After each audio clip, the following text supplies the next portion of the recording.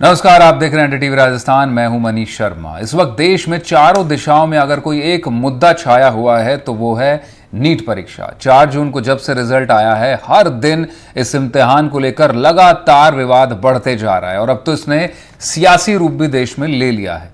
देश भर में छात्र और राजनीतिक दलों की मांग जोर पकड़ रही है कि नीट को रद्द किया जाए और नीट परीक्षा पर विरोध नेट परीक्षा को गड़बड़ी के चलते कैंसिल करने के बाद और ज्यादा बढ़ गया है। एनटीए ने ग्रेस मार्क्स पाने वाले 1563 छात्रों के लिए 23 तारीख को परीक्षा रखी है। एडमिट कार्ड जारी भले हो गए हों, लेकिन सवाल यही उठ रहा है कि जब नेट रद्द हो सकता है तो एनटीए को वही नीट परीक्षा जो वही संस्था कराता है, क्या अड़चन उसमें है? क्योंकि अब तक एजेंसियों को जो साक्ष्य मिले हैं दोनों ही परीक्षाओं के हिसाब से देखें तो दोनों ही कॉम्प्रोमाइज हुई हैं। तो नेट रद्द तो नीट पर क्यों नहीं एक्शन हो रहा है? इस प्रोग्राम में हम इस पर बात करेंगे और मेरे साथ एक खास पैनल मौजूद होगा। पहले आपको ग्राफिक्स दिखा देते हैं। तो नेट रद्द तो नीट पर कॉम्प्रोमाइज क्यों? नीट में एनटीए फेल हुआ है। शिक्षा मंत्री ने नैतिक जिम्मेदारी ली। एक बड़ी प्रेस वार्ता करके उन्होंने कहा कि गड़बड़ियां हुई। छात्र बोले कब तक ये तैयारी करते रहेंगे बार बार एग्जामिनेशन को लेकर। परिणामों के बाद से देश भर में कोहराम मचा हुआ है और परीक्षा रद्द करने की मांग अब जोर पकड़ते जा रही। विपक्षी पार्टियों का भी सहयोग छात्रों को मिल रहा है। ग्रेस मार्क्स पेपर लीक के आरोपों के बाद देश भर में बवाल है। नेट और नीट में एनटीए फेल है। अगला ग्राफिक। शिक्षा मंत्री ने प्रेस वार्ता में क्या कहा ये आपके सामने है, लगातार देख रहे हैं। बिहार सरकार के संपर्क में है पुलिस। पटना पुलिस सही दिशा में काम कर रही है। कहा गया है पुलिस की रिपोर्ट 1-2 दिन में मिल सकती है। जो पेपर लीक का बड़ा एंगल इसमें सामने आया है, नीट पर बिहार से रिपोर्ट मिलने पर फैसला होगा। ऐसा लग रहा है गड़बड़ी क्षेत्र विशेष तक सीमित है, ये कहा गया है सरकार की तरफ से, और प्रतिभावान बच्चे को भी चिंता करनी होगी। शिक्षा मंत्री ने साफ तौर पर कहा कि जो ईमानदारी से अच्छी मेहनत कर अच्छी रैंक लाएं, उनके हित को हम भविष्य के उनको खतरे में नहीं डाल सकते हैं। अगला ग्राफिक। काउंसलिंग चल रही है लेकिन पता नहीं उस आधार पर एडमिशन होगा या नहीं। बिना किसी गलती के 1563 बच्चों के सामने दोबारा परीक्षा देने की मजबूरी है और ये बड़े सवाल इसमें हैं कि जो आने वाले वर्षों में छात्रों के मन में असमंजस रहेगा कि परीक्षा फेयर थी या नहीं, और जो खास तौर पर लोअर मिडिल क्लास और गरीब पेरेंट्स है, री एग्ज़ाम में रैंक जो बच्चा परीक्षा देंगे दोबारा से जिनके लिए रखी गई है, वो रैंक आती है नहीं आती है दोबारा तय, क्योंकि निश्चित रूप से मानसिक तनाव ज़रूर रहा है बच्चों को ये जब से रिजल्ट आए हैं 4 जून से, उसके बाद से। Next graphic.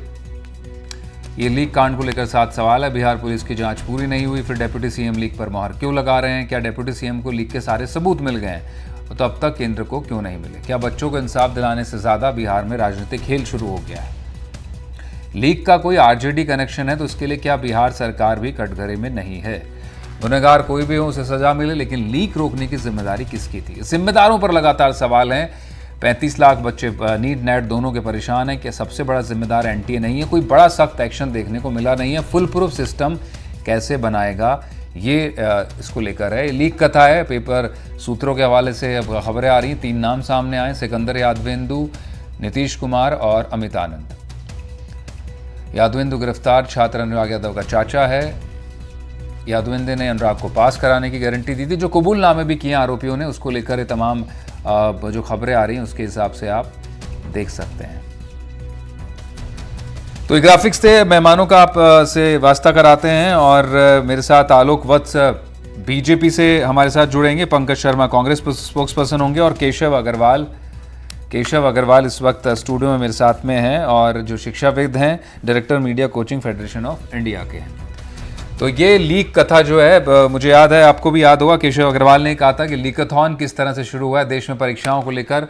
अब बड़ा सवाल भविष्य में बच्चों के जहन में हमेशा रहेगा कि परीक्षाएं फेयर थी या हैं या रहेंगी कि नहीं रहेंगी। इसको लेकर लगातार अब सवाल खड़े। दोनों का बहुत स्वागत है, पंकज आपका भी, केशव जी आपका भी। केशव जी, पहला सवाल आप ही से लेते हैं। जो सबसे बड़ी बात कही गई यहाँ पर उसको लेकर थी कि जब से परीक्षा हुई उसको लेकर नीट को लेकर लगातार सवाल उठते रहे, परीक्षाओं के बाद भी कि समय कम दिया गया, पेपर गड़बड़ी हुई माध्यम को लेकर, और फिर रिजल्ट्स आए उसके बाद से तो चारों दिशाओं से ही देश में सवाल उठ रहे हैं।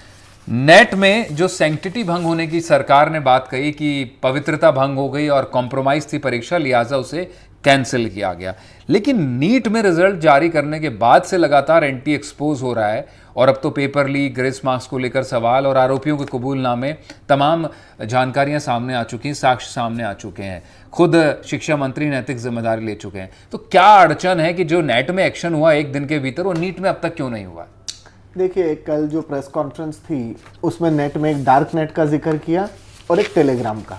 जी। सेम टेलीग्राम चैनल 3 मई को बच्चों ने स्क्रीनशॉट तक भेजे कि ये पेपर लीक हो गया है और ये बात चल रही है। 5 को फिर भी परीक्षा कराई जाती है और वहां भी गोधरा में एक दिन पहले अरेस्ट किया जाता है झारखंड से जो बच्चे लाए जा रहे थे दूर से, इतनी दूर से देने के लिए। और रिजल्ट आने के बाद इतने सबूत सामने आ गए हैं कि ये समझ से परे है कि इस परीक्षा को क्यों संदेह में जो इतनी आ चुकी है उसको हम कैंसिल नहीं कर रहे। नेट का तो अभी कहीं जिक्र भी नहीं था, कोई ऐसा आया भी नहीं था। आपने एक दिन में सीबीआई प्रोब कर दी। सीबीआई प्रोब नॉर्मली ऐसे नहीं दी जाती है और आपने परीक्षा वापस। अब यहाँ कई सारे सवाल इसलिए खड़े हो जाते हैं कि दोनों में जो सबूत हैं लगभग सामने, एक में तो बहुत ज्यादा सबूत है, दूसरे में तो हमें पता भी नहीं। लेकिन जब एक को कर दिया तो आप दूसरे को ना करके ये जो अलग मापदंड यूज कर रहे हैं उससे छात्र बहुत परेशान है। उनकी पीड़ा समझिए आप कम से कम। और इसके ऊपर पॉलिटिक्स और शुरू हो गई है। जो स्टूडेंट बेचारा है, छात्र इतना दबाव में है मानसिक कि उसको ये नहीं पता काउंसलिंग होगी, अगर नहीं होगी तो क्या, 8 को पेपर रद्द हुआ तो फिर ये पेपर कब होगा, सुप्रीम कोर्ट इसको हटा देगी। और ये 1563 का जो आप अभी करा रहे हैं ये भी अपने आप में एक प्रश्न चिन्ह है। अभी तो मेघालय से बच्चे सुप्रीम कोर्ट गए थे कि हमारा भी लेट हुआ था। ये 1563 आपके पास कैसे कंप्लेंट आई? आपने कोई ट्रांसपेरेंसी यूज नहीं की। आपने रिजल्ट की ट्रांसपेरेंसी अभी तक नहीं बताई। इसमें क्या कष्ट है? हम नहीं कहते एनटीए कहीं दोषी है, किसी ने एनटीए को बदनाम कर रहा है। हम उसको पकड़वाने की कोशिश कर रहे हैं सब मिलके कि आप रिजल्ट सारा सार्वजनिक करिए, उसका सेंटर बताइए, ताकि ये तो देखा जाए कि कोई 1000 किलोमीटर कितने बच्चे गए। दूसरे विंडो में जो 24,000 कुछ बच्चों ने दिया उसका करिए, आप पारदर्शिता लाइए, विश्वास बनाइए। अभी विश्वास टूट गया है और इतनी गारंटी दी है, एक गारंटी दे दीजिए। वही लोग पेपर करा रहे हैं, क्या नेट का पेपर लीक नहीं होगा? इसकी गारंटी कोई देगा? बच्चों के मन में ऐसे सवाल आ रहे हैं कि कहीं तो आपने सिस्टम में वो स्ट्रक्चर नहीं बदला, ना कोई अधिकारी बदला, तो लीक करने वाला तो ये गारंटी दे रहा है कि हम अगले को भी लीक कर देंगे। और उसको इसलिए मानने पे मजबूर है बच्चे।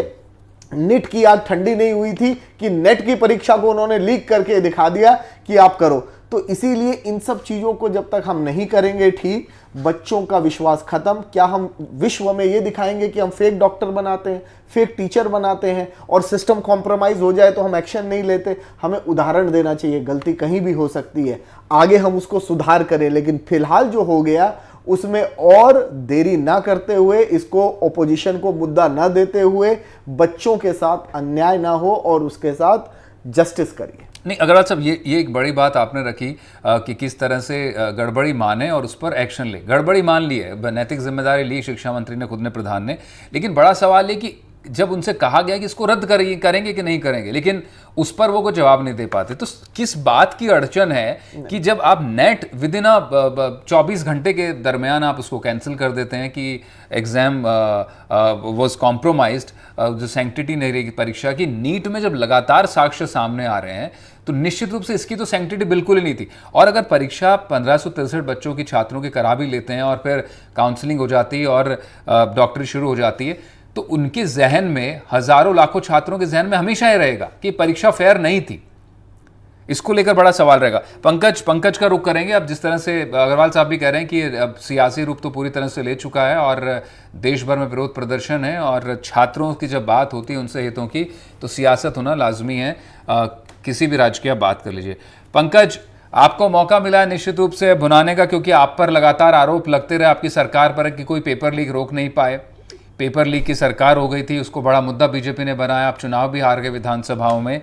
अब आपको खुद एक मुद्दा मिला है, इसको बजाय जिस तरह से खुद शिक्षा मंत्री कह रहे हैं कि छात्रों के भविष्य की बात है, लाखों बच्चों के हितों की बात है, उस पर राजनीति ना करें।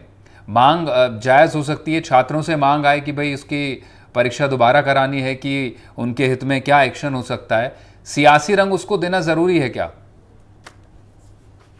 देखिए मनीष जी, ऐसे मुद्दे किसी को भी ना मिले। हम तो यही हमेशा प्रार्थना करते हैं, किसी भी राज्य की बात हो, किसी भी प्रदेश की बात हो, देश की बात हो, लेकिन जनहित में विपक्ष का काम होता है जनता के मुद्दों को उठाना, युवाओं के मुद्दों को उठाना, उनकी आवाज को बल देना।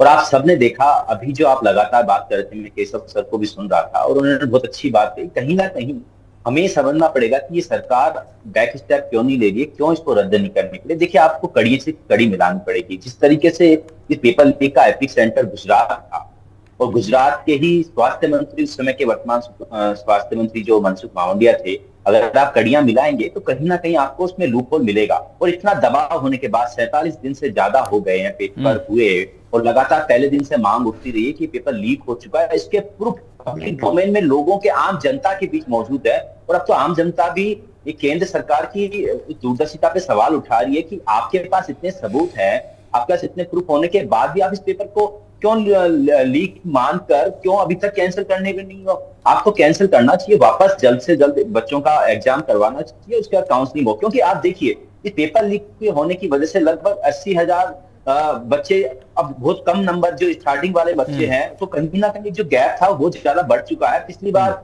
मान लीजिए कुछ बच्चों के अगर 690 पे या 700 नंबर्स पे ही अगर अच्छी रैंक्स मिल रही थी, 1000 टॉप 1000 में आ रहे थे, 2000 में आ रहे थे, वो लोग अब 5000 6000 की रैंक पे चले गए। तो जो मेहनती बच्चे थे, कहीं ना कहीं उनके साथ कुठाराघात हुआ है। और ये न्याय मुझे लगता है कि बच्चों के साथ होना चाहिए। केंद्र की बीजेपी सरकार हठ धर्मिता पर तुली हुई है, और जो प्रधानमंत्री लगातार परीक्षा पे चर्चा करके बच्चों का बहुत सारा वक्त जाया करते हैं, बहुत सारे करोड़ रुपए खर्च करवाते हैं, वो कहीं ना कहीं जिस तरीके की चुप्पी उन्होंने साथ रखी है, वो निसंदेह शक पैदा करती है। पंकज, एक सवाल मेरा आपसे ये होगा, पंकज से आने वाले लोगों का इसमें बिल्कुल हक। हाँ पंकज, एक सवाल मेरा आपसे, पंकज एक सवाल मेरा ये होगा, विपक्ष का बिल्कुल आप कह रहे हैं हमारा धर्म है, इस तरह के मुद्दे नहीं मिलने चाहिए, लेकिन छात्र हित में आप कर रहे हैं। आपकी खुद की भी सरकारें केंद्र में भी रही हैं और अब राजस्थान में भी आपकी सरकार रही 5 साल पिछले।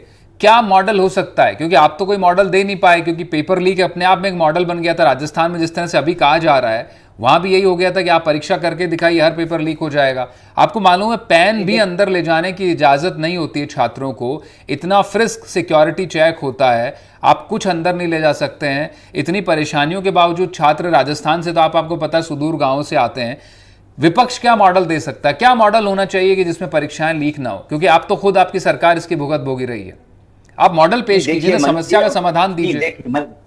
मनीष जी, अब मुझे सुनेंगे तो मैं आपको पूरी चीज बता दूंगा कि आप कह रहे हैं राजस्थान में। देखिए, राजस्थान पूरे देश का पहला राज्य था जिसने एंटी चीटिंग बिल लेकर आए, और पहला प्रदेश था जिसने इसके खिलाफ कोशिश करना स्टार्ट किया कि किस तरीके से 5 साल की चीटिंग के बाद तोड़ा जाए। अरे सुनिए तो सही, बहुत आप सुनते नहीं है, मेरी बात भी सुन लीजिए प्लीज। इस नेक्सस को कैसा तोड़ा जाए, वो एंटी चीटिंग बिल लेकर हम लोग आए, और एंटी चीटिंग बिल के फलस्वरूप ही जो लगातार अभी कार्रवाइयां राजस्थान में हो रही है, अकाउंटेबिलिटी हम लोगों ने बनाई है, और अकाउंटेबिलिटी बनने के बाद जो लोग जिम्मेदार हैं, जवाबदेह हैं, उन सबके खिलाफ कार्रवाई हो रही है। और इसी का परिणाम है कि जो बहुत सारे लोग पकड़े गए हैं, 200 से ज्यादा लोग पकड़े गए हैं। वो जो बिल हमारी सरकार में हम लोग लेके आए, हम लोगों ने कानून बनाया, उसमें कानून में प्रावधान रखे, 10 करोड़ तक के जुर्माने के प्रावधान रखे, उम्र कैद तक की सजा के प्रावधान रखे, प्रॉपर्टियों को उनका नस्तानुबूत करने का प्रावधान रखा। तो ये हमारी सरकार ने सबसे पहले किया। अब आपको मुझे लगता है कि मनीष जी, केंद्र सरकार से भी सवाल पूछ लेने चाहिए।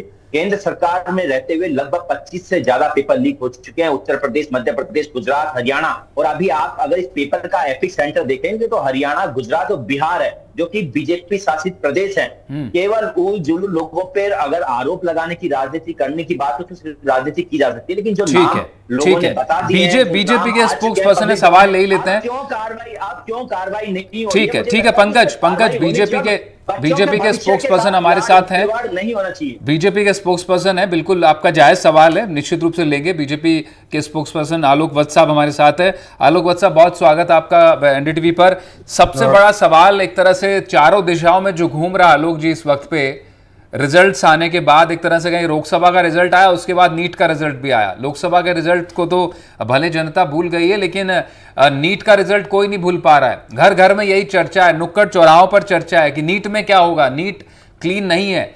शिक्षा मंत्री इतनी बड़ी कॉन्फ्रेंस करते हैं, उन्होंने कहा कि कुछ छुटपुट गड़बड़ियों के कारण उन अभ्यर्थियों के करियर को नुकसान पहुंचाना ठीक नहीं है जिन्होंने सही ढंग से परीक्षा पास की है। तो ये मापदंड तो नेट पर भी लागू होता है, वहां पर भी परीक्षा ईमानदारी से दी होगी लाखों छात्रों ने, उनकी कैंसिल कर दी गई एक ही दिन में परीक्षा। नीट परीक्षा कैंसिल नहीं की जा रही है। ये दोहरे मापदंड क्यों? दोनों को कराने वाली एक ही एजेंसी है, एनटीए।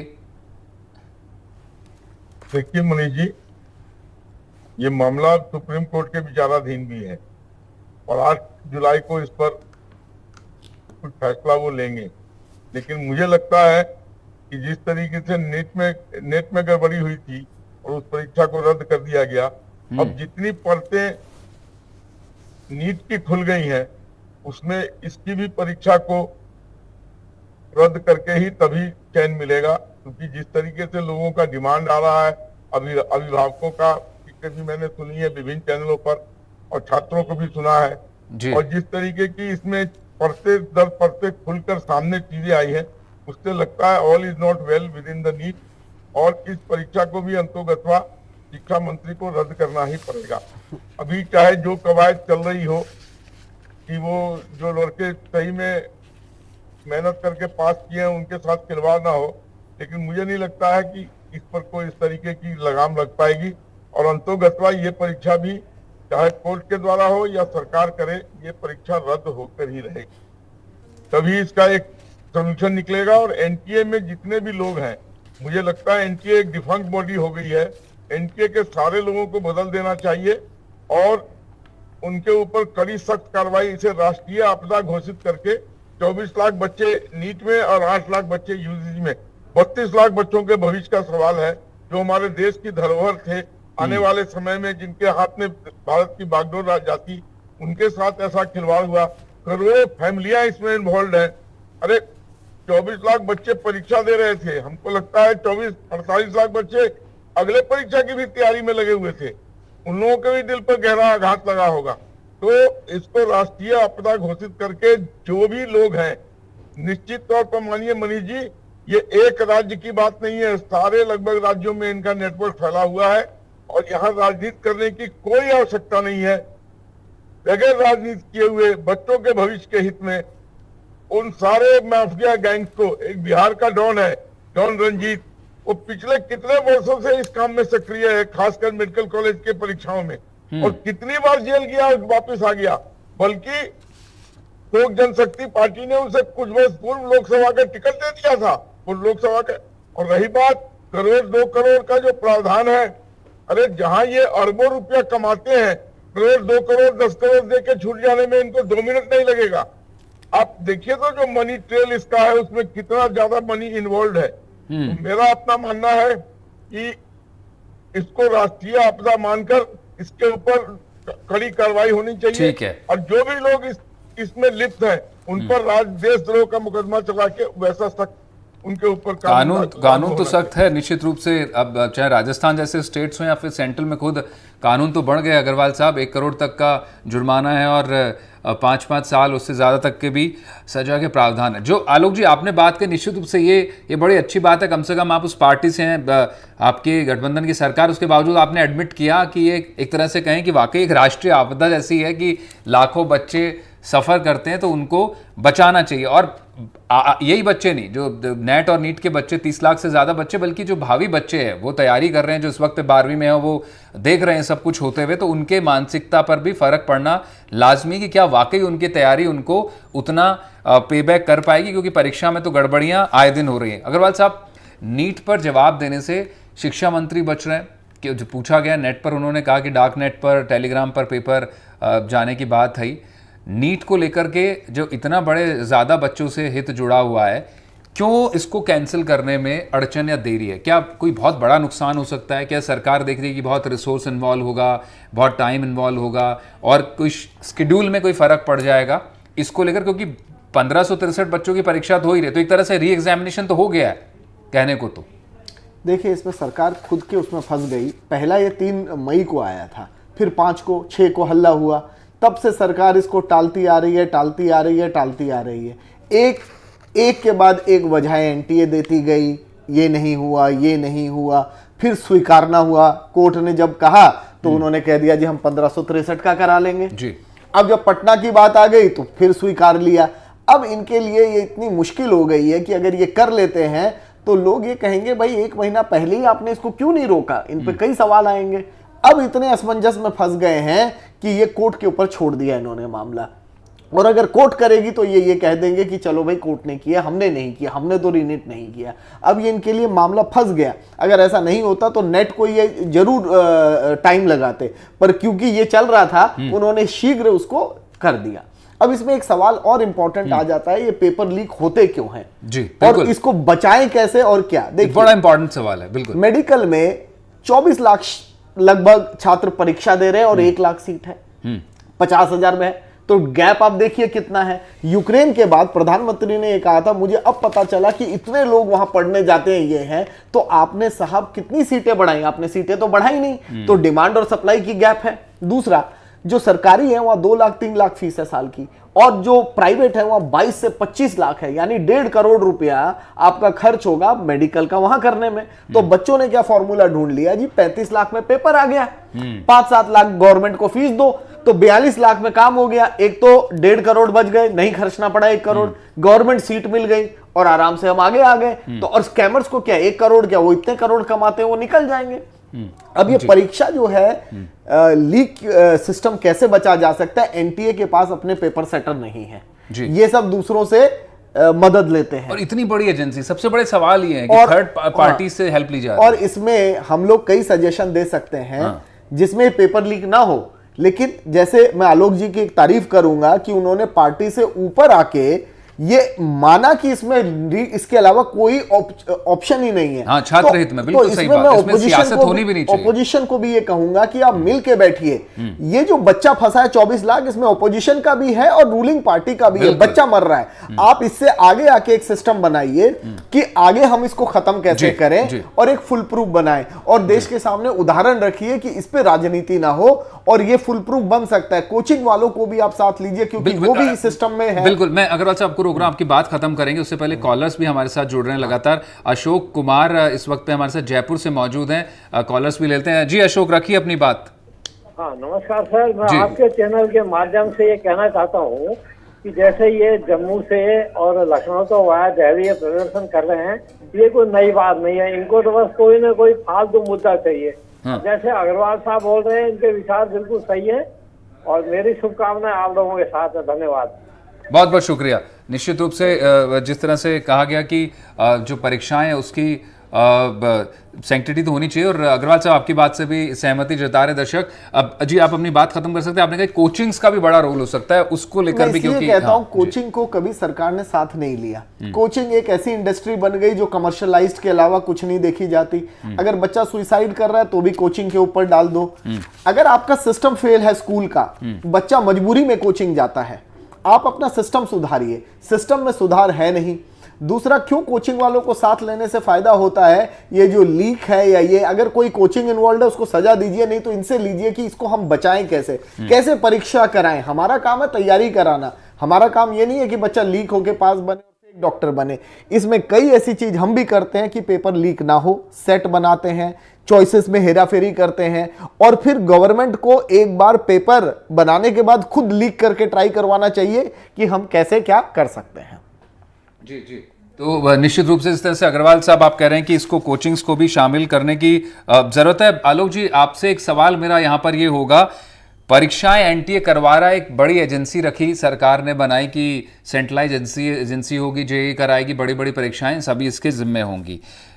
आपको लगता है कि जो एक्सपेरिमेंट हुए एनटीए के थ्रू वो सफल नहीं रहे? एनटीए खुद अपने आप में एक फेलियर साबित हुआ है अभी तक, क्योंकि बड़े बड़े एग्जाम्स उसके जिम्मे हैं और उतनी बड़ी गड़बड़ियां सामने आ रही हैं और सिलसिलेवार ढंग से आ रही है। मसलन नेट का अगर एग्जाम्पल दें तो सीबीटी हो रहा था, अचानक उसको ऑफलाइन कर दिया गया, ओएमआर शीट पे चले गए और पहली बार कराते ही 5 साल के बाद में गड़बड़ी सामने आ गई। नीट परीक्षा आप ले लीजिए, ओएमआर शीट से होती, वो भी उसमें भी गड़बड़ी आ गई। जेईई ओएमआर शीट से नहीं होती, जेईई सीबीटी मोड पर चल रही है। अग्रवाल साहब अगर मैं गलत तो मुझे करेक्ट कीजिएगा। तो ये जो एक्सपेरिमेंटेटिव मोड है, ये क्यों, मतलब अचानक से क्यों बदलाव इस तरह से किया जा रहा है और उसके चलते गड़बड़ियां भी आ रही हैं? देखिए मनीष जी, कभी कभी अच्छा करने चलते हैं तो उससे बुराई हो जाता है, ये वही हुआ है। और NTA according to me is a totally defunct body as of now. NTA के हक में कोई भी बात करना बेमानी होगी, इसको तो टोटली स्क्रैप कर दिया जाना चाहिए और दूसरे लोगों को इसमें लाकर, शिक्षाविदों को, और इसका पूरा आमूल चूल परिवर्तन होना चाहिए। ये शिक्षा प्रणाली में और ये एग्जाम प्रणाली में, तभी जाके लोगों के दिल में सुकून होगा। और ऐसा नहीं है कि एग्जाम नहीं कराया जा सकता है, अगर सही लोग सही निगरानी में, ठीक है, सही कड़ाई में होगी, ठीक है, तो ये कराना मुश्किल बिल्कुल। बालोक साहब, बहुत उम्दा बात रखी है आपने। हुकुम कुमार कोटा से भी दर्शक मौजूद हैं, समय का बड़ा अभाव है इसलिए कॉल्स नहीं ले पा रहे हैं। जी हुकुम जी, जल्दी से अपनी बात रखिए। जी हुकुम जी जी, अपनी बात रखिए आप। टीवी का वॉल्यूम ऑफ कर लीजिए। कर रहा था सर, हाँ, कि जो सुसाइड हो रही है, हाँ, सुसाइड ये माँ बाप की गलती से होते हैं। हाँ। नहीं, नीट पर आपका क्या कहना है? नीट पर क्या कहना है आपका? साहब जी, नीट पर जो सुसाइड बच्चे करते हैं, सुसाइड इसलिए करते हैं, माँ बाप दबाव रखते हैं बच्चों पर। ठीक है, ठीक है, माँ बाप का भी एक प्रेशर रहता है इन परीक्षाओं को लेकर, वो एक अलग विषय है हालांकि, लेकिन निश्चित रूप से इस रिजल्ट आने के बाद में भी अग्रवाल साहब काफी इस तरह की घटनाएं देखने को मिली, बच्चों में बड़ा तनाव। बहुत शुक्रिया आपका आलोक वत्स साहब, आपने समय निकाला। पंकज, बहुत शुक्रिया आपका भी, और हमारे साथ केशव जी आप भी मौजूद है स्टूडियो से। फिलहाल इस प्रोग्राम में इतना ही। नेट रद्द तो नीट क्यों नहीं, आगे भी आप इस पर अपडेट्स के लिए लगातार हमारे साथ बने रहेगा। नमस्कार।